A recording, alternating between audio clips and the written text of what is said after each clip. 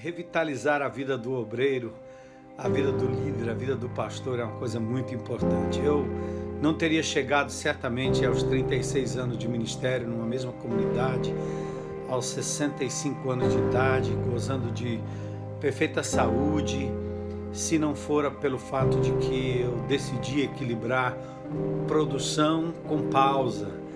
E ao longo de todo o tempo no meu ministério, eu nunca negligenciei o meu tempo de férias, a minha pausa com a família, os exercícios físicos, o cuidado do meu corpo, da minha saúde.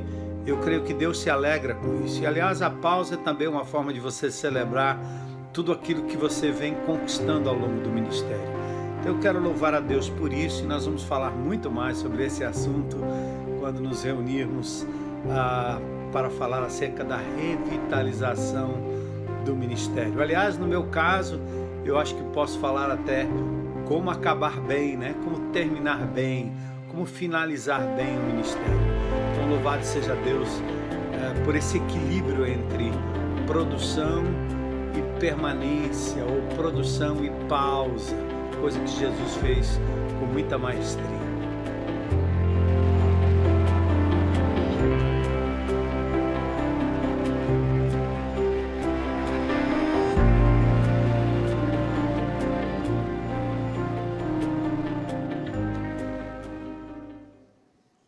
Olá, saudações cearenses em nome de Jesus.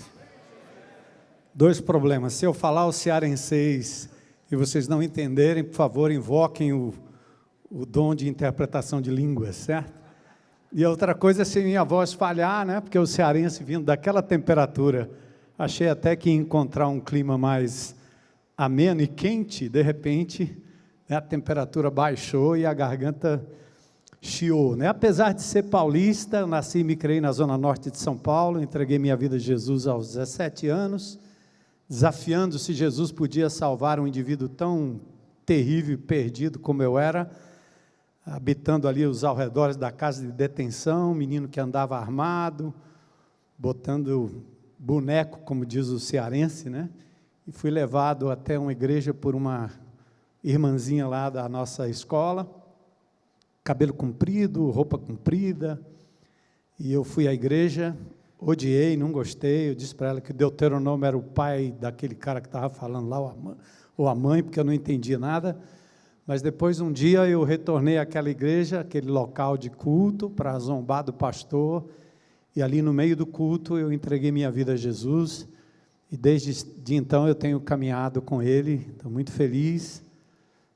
Fui empresário em São Paulo, aqui na Zona Norte, vendi tudo, porque eu queria me dedicar ao resgate de vidas tão perdidas quanto a minha. E se Jesus tinha feito na minha vida, certamente Ele seria capaz de fazer na vida de qualquer um.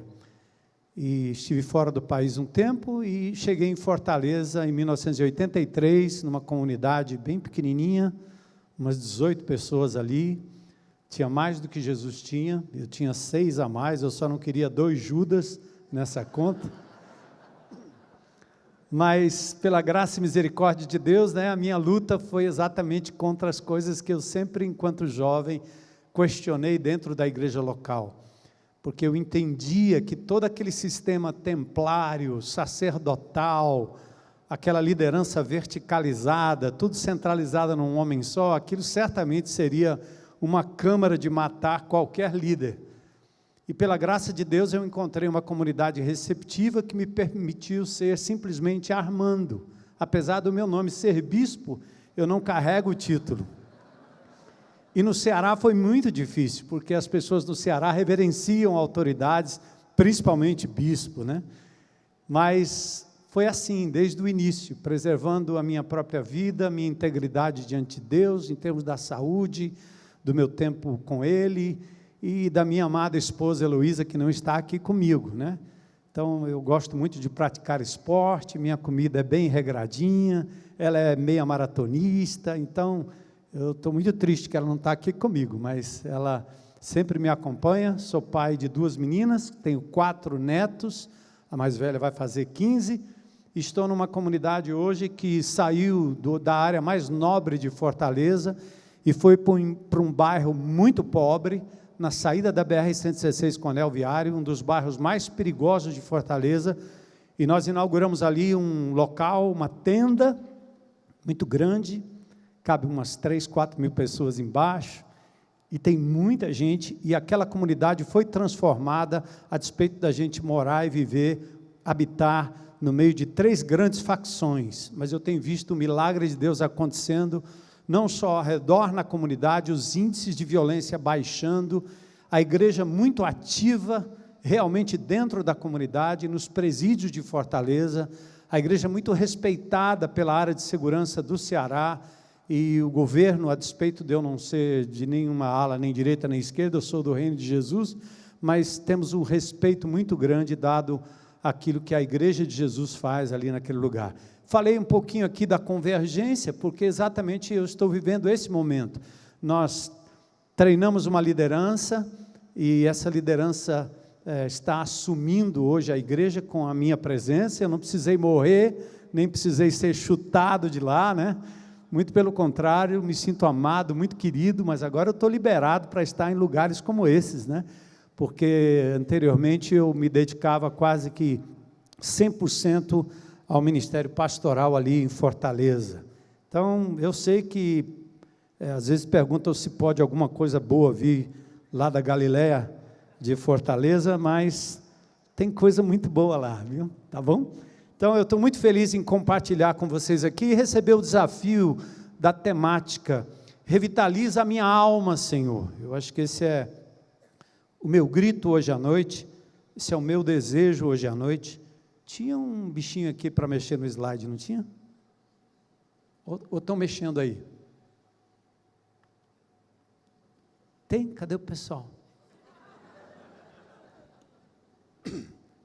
Eu nem tenho muita prática em fazer isso, geralmente quem faz é o pessoal lá da comunidade mesmo, mas se quiserem passar o slide por aí, pode ajudar também, tá certo? Pronto, eu não tenho muita intimidade com essa coisa de falar e passar slides, mas eu vou tentar. Isso talvez seja a minha oração diante de Deus. Eu estou diante de pastores, líderes que conhecem muito bem o texto, e eu vou falar um pouco da revitalização da alma, na perspectiva de um profeta, que a despeito de ter falado muito sobre o seu povo, sobre a nação, sobre o movimento que acontecia mais ou menos no ano 600 a.C., pouco antes do povo de Israel ser levado para o cativeiro, mas era um profeta que, acima de tudo, estava contendendo com Deus, tendo a coragem de questionar Deus e colocando para fora todas as suas dúvidas, todos os seus anseios, sendo muito sincero, muito aberto, muito transparente diante de Deus. E eu gosto dessa pegada, de viver a vida cristã com toda a sinceridade, sem cera, onde a grande verdade, tudo que nos sustenta no ministério, não é o que fazemos ou deixamos de fazer, é aquilo que nós somos lá dentro diante de Deus. Eu traduzo isso por integridade, andar na presença de Deus quando ninguém vê. Então, eu creio que o profeta Abacuque foi para mim um exemplo dessa pessoa que se permitiu andar na presença de Deus e levantar todos os seus questionamentos e sedimentar a sua vida, ou fundamentar a sua vida em postulados que o levaram até o ponto de dizer o que ele disse no final do capítulo 3. O tema sugerido, revitaliza, tem como raiz a palavra latina, né? Ou do latim vita, que é vida, se refere à vida, o estado de atividade incessante, muito comum dos seres organizados. É o período que decorre entre o nascimento e a morte, mas a aplicação semântica dessa palavra é variada e admite vários significados. Você fala de vida útil, vida eterna, vida de cão, né? Vida tem aplicações em vários sentidos. Revitalizar, então, no sentido mais próprio, é fazer viver de novo, é quase ressuscitar, é ganhar novo fôlego, é revigorar. Vita é vitaminar, e eu vejo que esse é o intuito da conferência, trazer uma revitalização para a nossa própria vida. Nada mais nobre, nada mais desafiador, falar a tantos corpos vivos, de líderes de diferentes matizes. Embora o estar vivo não garante o vigor da alma, corpos vivos não representam a garantia de que a alma está viva. Me lembro uma ilustração daqueles carregadores de cargas lá na África, e o homem branco levando aqueles homens para carregarem cargas pesadas, até o ponto que eles pararam e não saíam mais do lugar. E o Buana lá disse: eu pago, o que é que está acontecendo? Vamos andar, eu tenho que alcançar o objetivo. E aqueles indivíduos disseram: nós não vamos sair daqui. Mas eu pago. Eu disse: o que está acontecendo? Explica aí. Então aqueles carregadores disseram simplesmente assim: nosso corpo não sai daqui enquanto a nossa alma não chegar. Ou seja, de que adianta eu estar quando eu na verdade não estou? Esse fenômeno é muito comum hoje, onde as pessoas estão tão conectadas a tantas coisas, né? Nós estamos presentes na mesma mesa, mas nós não estamos ali, porque estamos ligados em outra coisa. E às vezes estamos fazendo coisas no ministério que nós, de verdade, se tivéssemos a opção, nós estaríamos em qualquer outro lugar. Então, estar vivo não garante vigor da alma, nem dos sonhos, nem dos sentimentos mais profundos, e que nem sempre percebemos naquilo que expressamos, fazemos, ou estamos ligados, como, por exemplo, o nosso ministério. Não é uma questão de sucesso ministerial. E eu não estou falando de vocês, eu estou falando de mim, para mim. Não é uma questão de sucesso ministerial, mas é de se ter vida de verdade, alma junta com o corpo, que carece sim de renovação, de revitalização, e creio que esse é o propósito de vocês aqui. Já fomos revitalizados pelos desafios que aqui recebemos. Meu testemunho ao longo de 36 anos de ministério, claro que não contam os resultados, de 18 para 5 mil, 10 mil, 8 mil, não sei. Eu não gosto de falar em números, porque eu me lembro do cartoon do pastor, que toda vez que ele falava do número de batizados, número de membros, o nariz crescia, e eu tenho medo. Quantos membros tem a sua igreja? Eu não sei. Eu sabia quando tinha 18, 22, 35, né? Hoje eu não sei, porque eles estão espalhados por toda a Fortaleza, eles estão dentro dos presídios, eles estão dentro dos centros socioeducativos, eles estão nas favelas, nos becos, nos morros, estão na nossa propriedade de vez em quando, nos grupos de relacionamento, espalhados pela cidade. Eu não sei, até porque os 4, 5 mil que aparecem lá a cada manhã de domingo e tarde de domingo também, não representam de verdade o que é a minha igreja, a nossa igreja. Então, os 36 anos de ministério para mim, não conta resultado, tampouco tempo, porque eu acho que essa questão assim, de sucesso, até uma múmia morta faz sucesso num museu, mais do que eu. O que conta, na verdade, é a chama de vida diante daquele que me encontra, sabe onde? Fora dos holofotes, longe da multidão, de manhãzinha na minha casa, no meu leito de dor, na minha doença. Como era no Velho Testamento e no Novo Testamento. É muito lindo você olhar os grandes feitos dos homens de Deus no Velho Testamento, mas nada daquilo ocorreu, na verdade, sob os holofotes. Eles receberam a visão no alto de um monte, no meio de um deserto, perto de uma caverna, exatamente onde Deus se manifestava, longe dos holofotes. Eu não quero ensinar nada a ninguém, apenas testemunhar o quanto a vida do profeta Abacuque tem me inspirado a continuar adorando, depois de ter sido esvaziado pelo peso das pessoas, do mundo, da política, no meu caso, das injustiças no nosso estado, num estado pobre, miserável em muitos aspectos, contraditório em tantos outros aspectos, que me adoecem, que ainda me fazem chorar, essas contingências. Eu ainda não consigo orar em Suzã, eu ainda não consigo ficar fazendo jejum e oração em Suzã. Eu tenho que correr na presença do rei e dizer, eu preciso tempo, eu preciso autoridade, eu preciso recursos, e eu vou até onde o Senhor me indica que eu devo ir, aos escombros da cidade. Mas isso dói, isso leva tempo, isso machuca, isso drena, enfim. Então, como alguém tão drenado de esperança, no caso de Abacuque, tão cheio de questionamentos, vendo tanta injustiça como ele via, o ímpio prosperando e o povo de Deus sendo massacrado, e ainda tinha nessa equação algo que nós não lidamos muito bem, é o silêncio de Deus. E como é que ele pôde sobreviver, clamar e ser revitalizado no seu íntimo, capaz de trocar murmuração e desânimo por adoração? Incrível.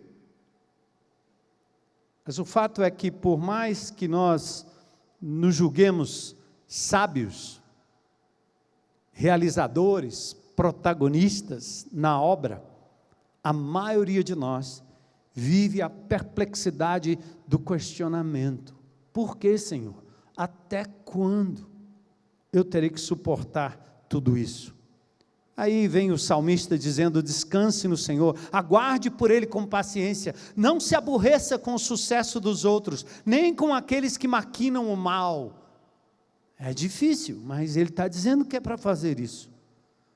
E ainda Isaías 30, no verso 18, contudo o Senhor espera o momento de ser bondoso com vocês, creiam, Ele ainda se levantará para mostrar-lhes compaixão, pois o Senhor é Deus de justiça, como são felizes os que nele esperam.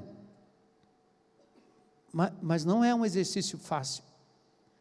Quem já esperou anos e anos, quem já sofreu para esperar o retorno de um filho, como o pai do filho pródigo, como aquele que esperou anos pela conversão do marido, da esposa, sabe que não são dias fáceis. É como esperar pela redenção do nosso país. Desde quando? Até quando, Senhor? Mas o que eu acho lindo é Abacuque. Ele esperou para obter a resposta. E eu fui privilegiado de vir no mesmo lugar que o Baruch está, né? Sou fã de carteirinha, tenho uma historinha contigo, acho que aí eu fiquei ainda mais fã. Claro que é com a sua música, né? Mas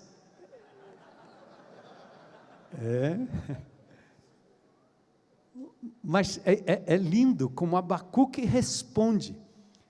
Eu gosto de pensar assim, é poesia que revela o caminho da revitalização. Porque o capítulo 3, e vocês conhecem muito bem, eu vou até omitir de fazer a leitura, o capítulo 3 é um poema litúrgico. O cara está cheio de questionamento, sendo bombardeado, o povo vai ser levado para o cativeiro, Deus diz que vai levantar o inimigo para punir a nação. Como assim? Eu estou pedindo livramento, que o Senhor mate meus inimigos, e Ele manda o inimigo. É quase um crente lulista orando pelo Lula, e Deus manda o Bolsonaro. Como assim? Eu não sei, eu só sei que é isso aí. Eu subi na torre e olha o que é que deu. O capítulo 3 é um poema litúrgico, um salmo usado na adoração pública. Começa com Sigiot, ou Sigionet. É um termo litúrgico para confissão. Essa coisa de ser autêntico diante de Deus. Eu vi agora há pouco na palestra aqui. É você não enrolar, não embromar. É ser quem você é diante de Deus, sem medo. O Celebrando a Restauração lá em nossa comunidade, e nós iniciamos esse projeto no Brasil, estamos em todos os presídios, virou política de Estado, é uma forma de você subir no púlpito e abertamente, em qualquer roda, dizer: sou um discípulo de Jesus em processo de restauração, lutando contra a vingança, contra a ira, contra a vontade de dar na cara daquele indivíduo ali. E você revela: mas eu estou limpo só por hoje, pela graça de Jesus. Mas não que eu tenha erradicado todos esses sentimentos do meu coração. Isso é mentira, não é verdade, engano. Mas, vamos a Abacuque, né? Olha que lindo. Abacuque está todo confuso, está cheio de perguntas, ele está perplexo, ele está sofrendo como pessoa, como um líder numa comunidade que se importa. Mas olha, a resposta dele não é uma tese acadêmica. Ele não vai para uma aula para fazer uma exegese do texto. É poesia e não uma tese acadêmica que melhor traduz a vida. É quase assim, não é o laboratório que produz óvulo e espermatozoide. A vida brota de um relacionamento, em que o ato sexual gera uma vida, mas foi dentro de um relacionamento, de juras de amor, no meio da poesia, daquilo que é mais lindo, cuidado com o sentimento. E é por isso que Abacuque foi capaz de mergulhar no salmo, terminar com o salmo, não entendi nada. É por isso os salmos, não é? O texto tem pelo menos nesse salmo 3 pausas. Quem é músico sabe disso. Pausa, pausa, pausa. Versos 3, versos 9 e versos 13 do capítulo 3. Verso 19, ao regente do coral, essa oração deve ser acompanhada por instrumento de corda. Parece que é um ensaio da banda ou da orquestra. Mas não é não. São declarações profundas que revelam a alma daquele que foi sustentado para o pior da vida. Isso é importante no ministério. A gente quer fórmulas para uma série de coisas, como ter uma igreja pequena, uma igreja grande, uma igreja orgânica, inorgânica, igreja de grupo, sem grupo. A gente fica atrás dessas coisas, né? Todo mundo quer uma formulazinha, 5 passos, 10 passos, 20 passos, 30 passos, mas o ministério não se resume a isso. Eu olho para trás, e eu vou falar já por que eu estou com esse negócio aos 65 anos, falando em olhar para trás. Vocês vão entender já. É porque eu olho para tudo e vejo o que é que sobrou disso tudo aí. É aquilo que eu sou diante do meu Deus, lá na intimidade. Então, a poesia, ela impõe pausa. E eu acho que toda espera requer pausa. Isso é uma coisa que nós não sabemos fazer muito bem como líderes, sulistas, principalmente. O cearense pausa mais, a rede dizem que o carioca pausa um pouco mais, o baiano também, mas aí já cai no incorretamente, do que não é politicamente correto, né? Eu posso ser processado, mas eu falo do Ceará, e o pessoal gosta de uma redezinha, e aí vai, né? Mas pausa. Toda espera requer uma pausa. Pausa para quê? Pausa do frenesi. Pausa para estar no estilo Maria, para ouvir, para pensar, para celebrar até aquilo que Deus tem feito. A gente tem medo de fazer isso, porque temos que realizar ainda mais. A barra do salto foi elevada, e nós continuamos saltando, mesmo sem fôlego, sem alma. O ritmo da vida se revitaliza na pausa. Que bom que vocês estão aqui. Isso é pausa. No Shabat. Também se revitaliza no silêncio. É coisa que nós não sabemos fazer. Nós não sabemos ouvir a nós mesmos. Não sabemos ouvir, pausar. Eu gosto de nadar na beira-mar lá do Ceará, mar adentro, 2 quilômetros, 3 vezes por semana. E eu nado de costas, porque eu fico olhando para o céu. O braço vai, mas a minha mente está lá só. Eu preciso daquilo. Pausa, pausa, pausa, para tudo. Para tudo. Pausa para celebrar. pausa para celebrar os grandes eventos da história, que se originaram na solitude do deserto. E Abacuque faz isso. Esperança que nos mantém vivos requer pausa. Paulo Freire distinguia a ideia de esperança, que é a espera, para, pausa, espera. Ele distinguia esperança de esperançar. Significa, à medida que eu tenho esperança e espero na promessa divina, eu tenho que agir de acordo com a esperança. Eu não posso simplesmente parar. Mas é possível conciliar a pausa, o descanso, com o agir de forma pausada, esperançosa. É muito lindo isso. Paulo Freire, então, fazia essa distinção, essa mescla, que faz todo sentido. Pois, embora a esperança pressuponha um aguardo, uma espera paciente pela ação divina, principalmente naquilo que só Ele pode prover, mas nós, enquanto seres humanos, enquanto líderes, temos a responsabilidade de esperançar. O que é isso? É acreditar e agir em função do bem, como alguém que constrói uma arca no seco, planta uma semente na terra árida, que espera pela chuva, pelo dilúvio no tempo certo, no tempo de Deus, uma arca construída no seco. Para você não se matar, se desgastar, ser criticado e sucumbir diante das expectativas errôneas dos outros, você precisa ter esperança. Esperançar na esperança de que você está no rumo certo, está do lado certo. É muito lindo isso.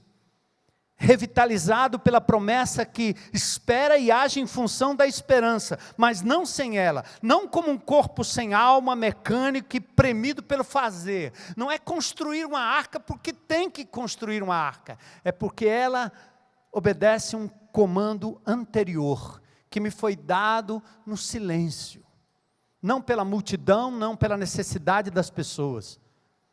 Eu gostaria muito de falar sobre a ideia do equilíbrio da alma, né? Produzir versus permanecer. Muito lindo isso. Jesus, no Evangelho de Marcos, que é um evangelho caracterizado pela velocidade, pela rapidez, ele soube produzir, mas soube permanecer. Aliás, interessante, ele começa o ministério, depois, aos 30 anos de idade, ele começa permanecendo. Como assim? Bora, é hora de produzir. Você está formado, cara, vamos lá. Onde ele vai? Vai para o deserto. E depois vai ser batizado. Ele não sai batizando. Quantos você batizou? Quantos? Não. Ele se submete a toda a justiça e é batizado. E quando as multidões estão atrás dele, ele não cura todo mundo. A gente acha que ele curou todo mundo, por isso a gente quer curar todo mundo. Também já ouvimos aqui as advertências sobre essa tentativa de ser super-homem. Eu não sou, e nem quero ser movido pelas necessidades, porque os discípulos estavam nessa vibe. E quando Jesus não estava atendendo a demanda, a necessidade das pessoas, os discípulos disseram, todos te buscam. E ele dizia, eu não vim aqui para isso. Incrível, né? Ele vai ao lado do tanque de Betesda, tem dezenas de pessoas ali, ele cura um. Porque essa não era a prioridade. E nós achamos que nós somos os salvadores da pátria, né? Primeira palestra aqui, né? O Deus encarnado é outro. Não é esse que a gente projeta como caricatura. Esse é outro, esse é um ídolo. O Cristo da Bíblia é bem diferente daquele que às vezes a gente projeta, não só para nós, mas para as pessoas. E acabamos acreditando nesse tipo de Jesus desencarnado, que não pausa, não dorme, não cheira, não vai ao banheiro, não faz nada. Ele não para, não ora. E aí você brinca de Deus e dá errado, né? Dá errado. Enfim. Aí vem a oração do reconhecimento. O profeta entoou essa oração. Ela é pessoal, ela é íntima, ela é real. Parece que ele está falando da nação, do povo. Parece que ele está num púlpito. que a gente só tem modelo pulpiteiro. Tudo é para acontecer no púlpito. Esses dias lá na igreja, vamos falar sobre mandamentos recíprocos, sobre os dons espirituais. Aí me passaram um arquivo, né? E quando eu fui olhar, o primeiro dom já falava do dom de pregar. Eu disse, onde é que você tirou isso? Você é do Vaticano, Você é um romano, você é um romano do Vaticano, né? Porque você pensa logo nesse dom, é o Papa ali em cima pregando e o povo embaixo ouvindo e orando. E recebendo. Nós somos incapazes de fazer uma leitura do Novo Testamento, dos mandamentos recíprocos, de todos os dons que Deus dá, num contexto de um punhadinho de gente em algum canto, celebrando a ceia, batizando, vivendo o cristianismo.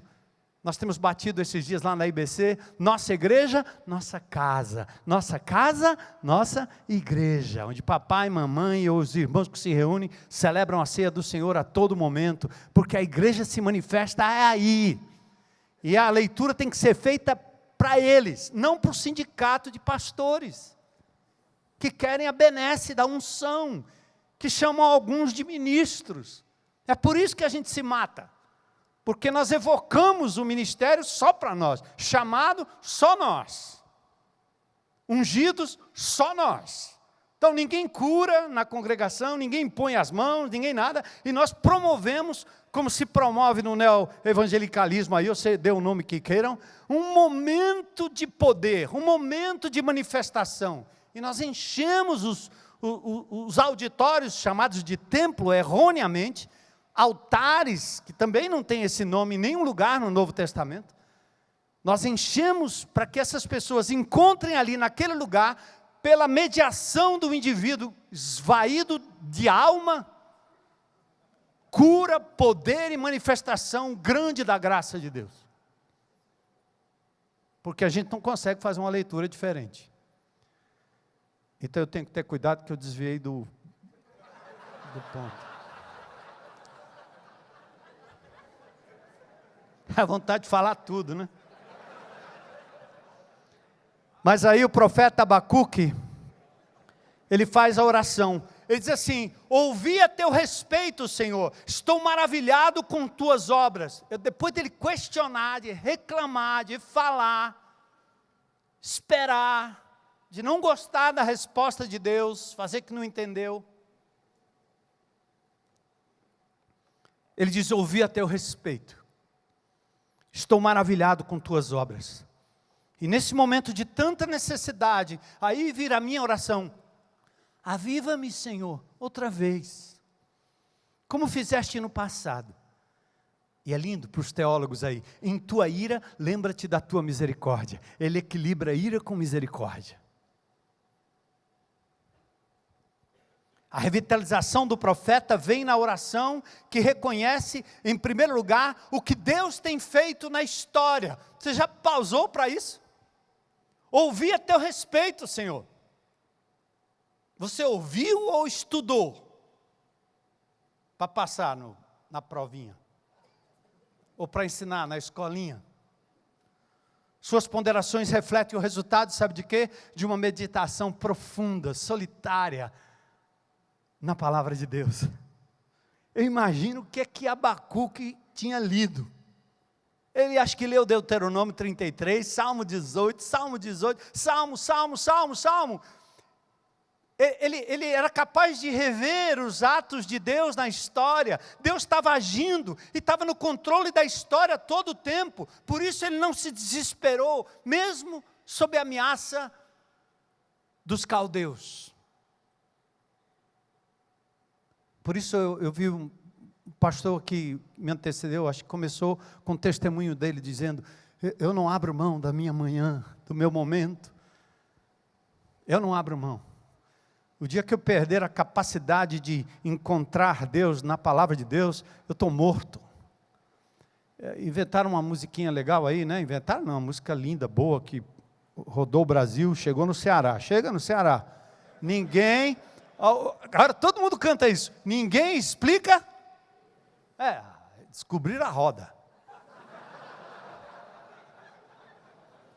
Aí eu inventei uma outra coisa, que eu vou sugerir aí, quem sabe o Baruch inventa aí uma música.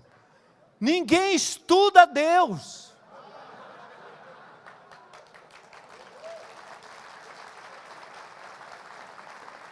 Cara, isso é grave, isso é muito grave.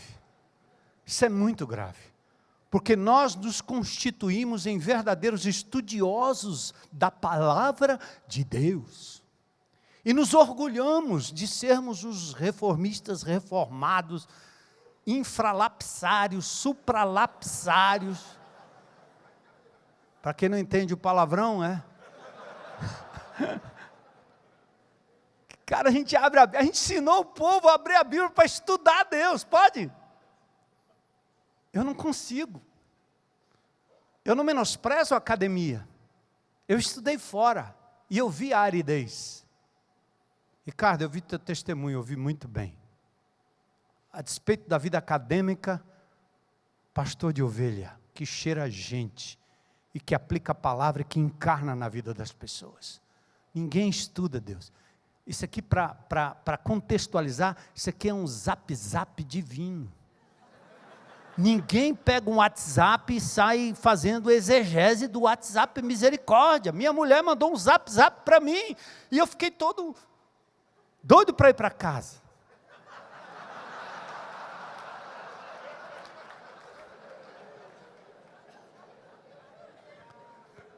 Eu quero dizer assim, Abacuque foi capaz de lidar com seus questionamentos e com toda a luta que ele tinha, porque o seu relacionamento com o Deus da história não era um relacionamento farisaico, no sentido de estudioso da palavra e das nuances da lei. Lei não tem poder para parar ninguém no pecado. Você precisa, como Lutero recomendou, não brincar de não matarás, não adulterarás, mas começar no andamento primeiro, lá no andar de cima. Você não pode ter outro Deus além de mim. Não pode, é relacionamento. Ninguém estuda Deus. Nenhum filho tem intimidade com seu pai com um bisturi na mão, querendo abrir a cabeça para conhecer o mais íntimo do seu cérebro. Porque a hora que fizer isso, mata. E é por isso que a letra mata. E é por isso que nosso povo às vezes anda como morto, sem vida. Nós precisamos revitalizar nossas igrejas, devolvendo a essas pessoas o prazer de andar com Deus, na presença de Deus, e perceber Deus, e ver os feitos de Deus, e entender que isso é um relacionamento. Nós temos que fazer algo, e eu tenho tentado lá em Fortaleza. Abacuque viu o que Deus tinha feito na história e disse: estou alarmado, tão alarmado. Depois, eu me lembro do velho hino, né? Aí o próximo é como, ele também na oração reconheceu como Deus tinha agido na história. Ele diz: estou maravilhado com tuas obras, sinto-me alarmado ao ler sobre os atos de Deus na história, seja lidando com o seu povo ou com as nações pagãs. Abacuque fica admirado e temeroso com a combinação de juízo e graça, ira e misericórdia. Está longe das nossas vivências.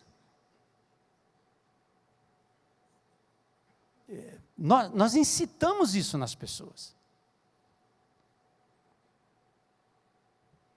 Deus é o Deus que cura, é o Deus que vai, é o Deus que faz, é o Deus que... E aí decreta e vai, manipula, e todo mundo fica, tenha fé, tenha fé. Domingo passado uma irmã se aproximou de mim, porque no começo desse ano eu passei por uma operação da próstata. Meninos, é o dedo de Deus, certo? Isso aí pode tirar da gravação aí.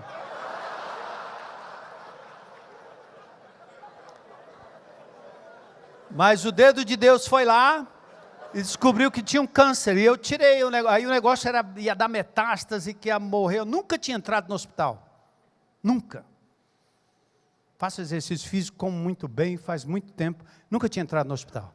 Aí no dia que eu fui para essa retirada da próstata, eu disse: tira tudo aí, tira logo, tira logo. Aí a anestesista preocupado, meu coração batendo 37 batidas por minuto, disse: você vai morrer, isso é perigoso. Minha senhora, você não está entendendo. Eu vou embora, eu vou para a glória. Me dá aí que eu assino. Eu assino tudo. E eu, de verdade, gente, eu tive um sentimento muito lindo, que Deus estava me levando para a glória. Aí eu ouvi a música É de Coração. Eu enchi meus olhos de lágrimas e fui para a mesa de operação lá, que nem anestesia prévia pegou direito, porque eu estava convicto. Quando eu me vi depois na sala pós-operatória, eu disse, Deus, eu não presto, o senhor me devolveu.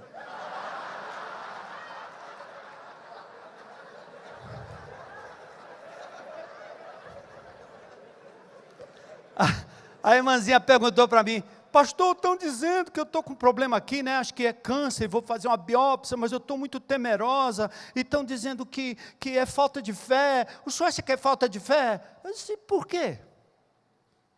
Não, é porque estão dizendo que eu tenho que acreditar no melhor. Eu disse, não, rapaz, acreditar no melhor é o quê? Vou morrer.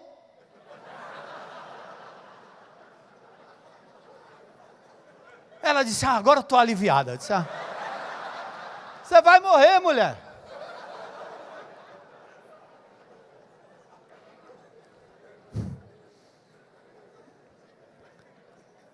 E o que é que Deus ainda pode fazer na história, né? Por isso que Abacuque teve que crer e foi possível crer. Aviva a tua obra no decorrer dos anos, como fizeste no passado. O profeta roga que o Senhor continue fazendo cumprir o seu plano com o poder criador. Nesse caso inclui a disciplina do cativeiro dos judeus e a própria derrota do inimigo. Mesmo tendo um início pequeno, pífio, o resultado final pode ser grandioso. Ele creu, mesmo contra as evidências. O Senhor pode iniciar um avivamento. Para mim, um avivamento não é essa coisa de trovão. Começa pequeno, como Ezequiel 47. É um fiozinho de água que começa rompendo como aquele fiozinho de água que arrebenta com a represa. Deus começa sempre assim. Não despreze os pequenos começos.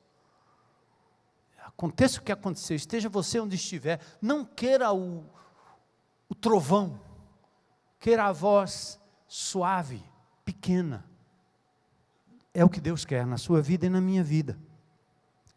Faz de novo, Senhor, traz vida nova, renovo, reaviva nossa fé em Ti, para permanecermos firmes e inabaláveis, aliás, mesmo nos dias maus. O cativeiro viria sobre o povo, mas Abacuque foi capaz de adorar. E aí, versículos 3 a 16, vem o memorial da esperança, muito lindo. Eu não vou ler isso tudo aqui, porque ele começa a falar de tudo que Deus fez no passado. O profeta pondera e relembra os atos de Deus na história. Olha, nós seremos revitalizados, renovados, restaurados, quando, como Jeremias, como Abacuque, aprendermos a trazer à memória o que nos pode dar o quê? Olha para trás, cara. Conta as bênçãos, conta quantas são recebidas da divina mão. Uma a uma. Dize-as de uma vez. Pausa para dizer. E você vai ficar surpreso quanto Deus já fez. Então, bom exercício é relembrar. E nesses dias que eu estava prestes para, vou morrer mesmo. Aí que eu olhei para trás, eu disse, meu Deus, já fiz tudo que tinha que fazer. O Senhor já operou grandes coisas. Olha a igreja florescendo, olha o povo aí se convertendo, olha os traficantes dizendo que aqui é um lugar de paz. Olha o traficante entrando aqui pedindo para eu cuidar do filho dele. Jesus, nós estamos desmontando o PCC, o Comando Vermelho aqui, só com o amor de Jesus. Eu já vi de tudo, gente. Eu estou pronto. Mas é muito lindo você voltar para a história e perceber que não é o que você vai conquistar, é o que você já tem. É o que você tem aquele que já escreveu muito bem boa parte da sua história. Então eu quero trazer à memória aquilo que me pode dar esperança. Qual o seu memorial de graça, de livramento? Para lembrar, compartilha. A possibilidade da morte me fez lembrar e me alegrar com o que Deus tinha feito até então. Aí o profeta desmorona da sua altivez, e diante dos feitos divinos, E ele diz: estremeci por dentro quando ouvi isso, meus lábios tremeram de medo, minhas pernas vacilaram, tremi de terror, esperei em silêncio pelo dia em que a calamidade virá sobre os nossos invasores. Ah, como somos altivos, petulantes, como nos penduramos em galhos frouxos da fama, do nome, dos títulos, dos recursos, da ovação, dos famintos por líderes substitutos de Deus. Que terrível! Como nos encantamos com prédios, púlpitos, luzes, sons, até que tudo isso nos esvazie e nos faça cheios daquilo que mata. O lindo e glamouroso invólucro da graça ou da desgraça. Porque o invólucro é que nos mata. Qual é a sua reação ao ouvir sobre o que Deus já fez? Valorizar aquilo que está lá dentro. Eu me lembro alguém no Velho Testamento que disse: ai de mim! Lembra? Abacuque tremeu. Mas aí, olha o que é que sai da boca do homem revitalizado. Ainda que a figueira não floresça, não haja fruto nas videiras, ainda que a colheita de azeitonas não dê em nada, os campos fiquem vazios e improdutivos. Meu amigo, se você explicar isso direito para a tua congregação, domingo que vem não tem ninguém lá. Não vai ter ninguém. Você ficou doido? Isso é igual a conversão do apóstolo Paulo, né? Super Paulo, Saulo de Tarso, cara bonzão, né? No comando de tudo, sabia para onde ir, perseguia todo mundo. Quando ele teve um encontro com Jesus, o pobre ficou cego, sem direção e depressivo. Então eu vou anunciar para a congregação: entrega a tua vida a Jesus, você vai ficar cego, sem direção e depressivo. Até que Deus complete a obra na sua vida. Porque você pode ficar com tudo isso, mas vai ganhar a presença revitalizante dele na sua vida. E ele vai te conduzir com um megafone dele sobre a dor, sobre os problemas, sobre as dificuldades, até que você fique parecido à imagem do seu filho. Hein? Abacuque está pronto e amadurecido para fazer cumprir o que diz o salmista. Ei, por que você está abatido, a minha alma? Por quê? Te perturbas dentro em mim. Espera em Deus, ainda o louvarei. Ele é meu auxílio, Deus meu. Lindo. O profeta louva. E por que ele louva? Porque ele cresceu no conhecimento de Deus, lembra? Porque ele conciliou ira e misericórdia, graça e julgamento como atributos do mesmo Deus. Ele conheceu Deus, ele não estudou Deus, ele não foi seletivo em relação ao que Deus é, ele simplesmente encarou: esse é meu Deus. O depressivo profeta está cheio de fé e de louvor, ele está sendo revitalizado, restaurado e curado. Suas dúvidas e questionamentos agora dão lugar à celebração das evidências históricas. Ele está firmado na rocha. Mesmo assim, ele não se torna um triunfalista vendedor de ilusões e de milagres instantâneos. Nada disso. Mas ele está firmado na rocha. E presta atenção nessa frase aqui que, assim, tem tudo a ver. Ele está firmado na rocha e antecipa o pior para triunfar com o melhor. Não tem triunfalismo bobo. Não tem essa de que a gente vive esses placebos, né? É que vai dar tudo certo, você vai ser curado, vai acontecer, vai não sei o quê, as promessas. Meu amigo, as promessas de Deus, elas tangenciam o imediato, mas elas são para a eternidade. E você precisa colocar os seus olhos lá, para poder vencer o aqui e agora. Se encher dele como o copo do salmista, para que as outras coisas transbordem.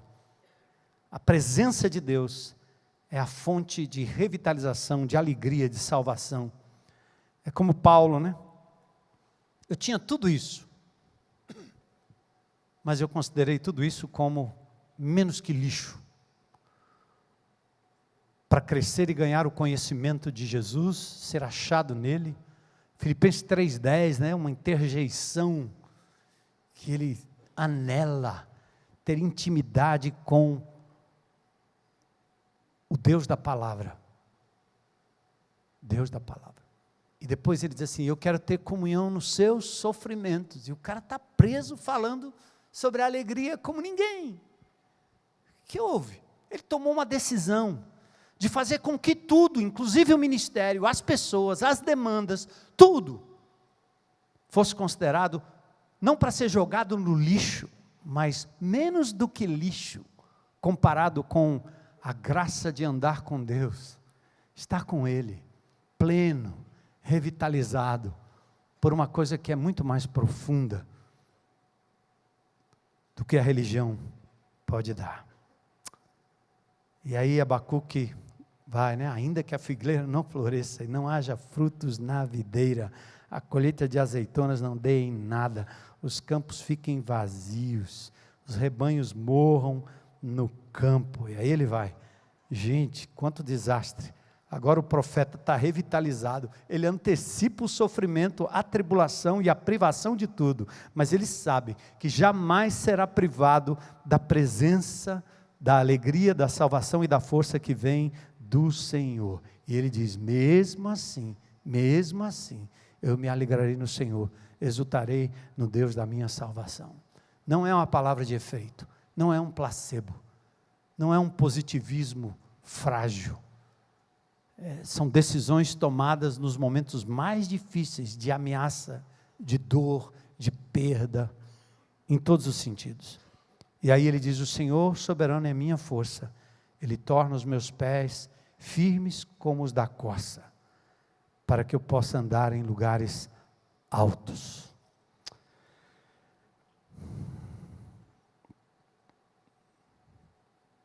Obrigado, Jesus, por me permitir abrir o meu coração para os meus irmãos e falar um pouco daquilo que é o meu anelo, mesmo prevendo o pior em tantas situações da minha vida e ao meu redor. Eu faço isso na esperança de que eu já tenho o melhor de tudo, tua presença, tua vida na minha vida.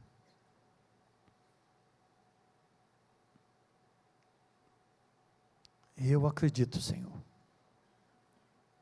que cada um que veio a esse lugar tem esse mesmo anelo.